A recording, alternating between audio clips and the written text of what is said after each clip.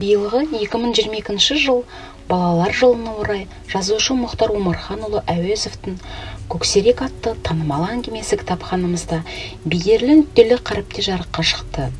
Сіздердің назарларыңызға осы кітап туралы бейне шолуды ұсынамыз. «Көксерек» адам мен табиғат арасындағы байланысты көрсететін шығарма.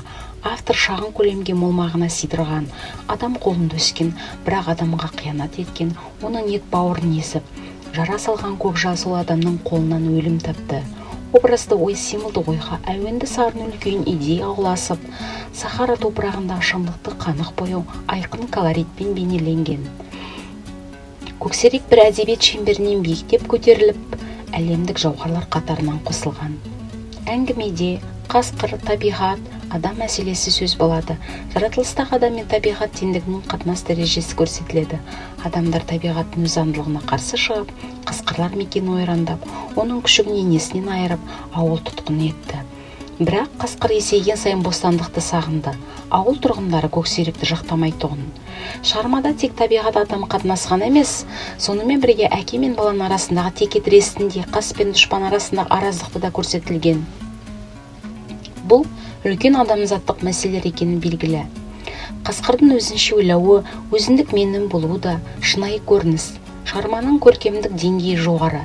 Типтік образ жасау, қазақтың қарапайым қойшы баласын құрмаштың жасауы үлкен құбылыс десек болады. Қасқырлардың өз ішінде бір-бірін жеп жатқанда, қасқырдың адамға шауыппауы мүмкін емес. Құрмаш өзінің хас жауы қасқырды аяған үшінде құрбан болып кетті. Дұшпанға аяушылық білдіру керектігі де байқалады. Әкенің, яғни Құрмаштың ағасы Хасеннің де, әжесінің де ескертпелері еш әсер етпейді.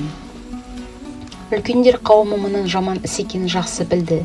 Себебі шынайы өмірдің қандай екенін түсінген жандар.